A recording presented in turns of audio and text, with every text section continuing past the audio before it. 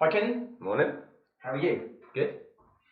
Thanks for coming along today and doing this PDI podcast with me. It's okay. So, passed your part 3. I did. Well done, congratulations. Thanks. So the purpose of these podcasts is for our listeners to maybe get some help, information, maybe think about their planning towards their part 3 maybe. Yep. So before we go and talk about your part 3 then, how long have you been in the training process? About 2 years, but obviously I've had lockdown within that as well. So it's kind of dragged on for a little bit, but obviously now that we're out of lockdown, we can start bringing it back again and hence part 3. Yeah, excellent. Yeah, I mean obviously COVID threw a spanner in the works back in certainly did. 2020, and as like you say yourself and many others, has prolonged your training program, I guess. So with the training process, just so that our listeners are aware, have you been teaching on a trainee licence? Yes, I have. Okay, great. And how have you found having access to a trainee licence for preparation for your part 3? Yeah, I don't think I could have done the part 3 without the training licence.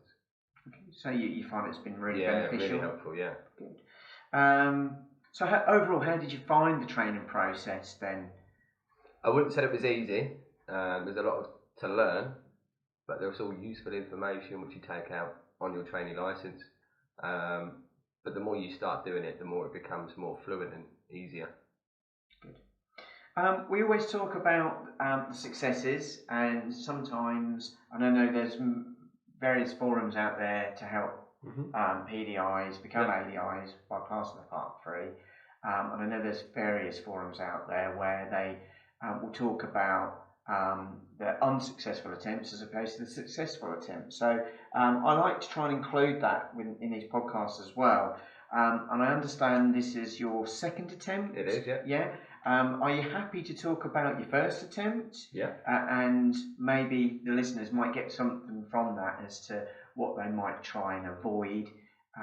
So your first attempt was unsuccessful. Yep. And whereabouts did you take that first test? So the original plan was joining an exiting A14. And was this at Bury St Edmunds? It was, it? yeah. But we had to adapt the lesson because my student took a racing line on a roundabout, so we went and done roundabouts. But looking back now, obviously now I have had the debrief from the examiner. I knew what I'd done wrong, and obviously I emphasised it in this part 3 to be successful. And what was it that you knew that you should have done last time? I missed the MSPSL routine. So I was getting him to slow down, but I didn't identify the need of why he needed to slow down and what he was missing. Okay. So just a little bit more information, is that correct? Yeah. Okay. And this is something that you changed this time? Yes, definitely. Yeah? Yeah. Great. So, this time then, your successful one, you passed. Yep. So, just so the listeners are aware of maybe what you've done, how did you prepare for it?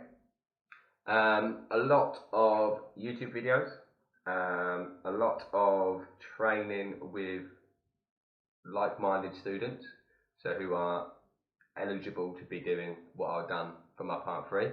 Same sort of experience, you mean? Yeah, so same amount of hours. You know, just kind of got in the flow of it. So when it did come from my part 3, I was quite up to date with what I needed to do and why. Okay. So, what lesson did you choose on this attempt then, Kenny, and why? I'd done the same. So I'd done joining and exiting A14, but I added the OAP routine, which is observation, awareness, and planning. I just found it flowed a bit more, and it's probably, part 3, probably one of my strengths as well. And again, where did you do your part 3 this time? It's still in Bury St Edmunds, but we chose a different route to go out. so we didn't have the troubles of the roundabouts that we had before. But still general direction of where I was going to go on my first. So in terms of your preparation then, when it came to the route, were you just trying to keep it as simple as possible? Yeah, I mean, I think that's key. Try and keep it as simple as possible, and just try and look at your student as much as you possibly can. So if they do make a mistake, any way, shape or form, just to pick up on it and talk about it. So what sort of experience did these people have? They had 22 hours. Yeah. They was having 1 hour lesson a week, but she's been picking it up really well.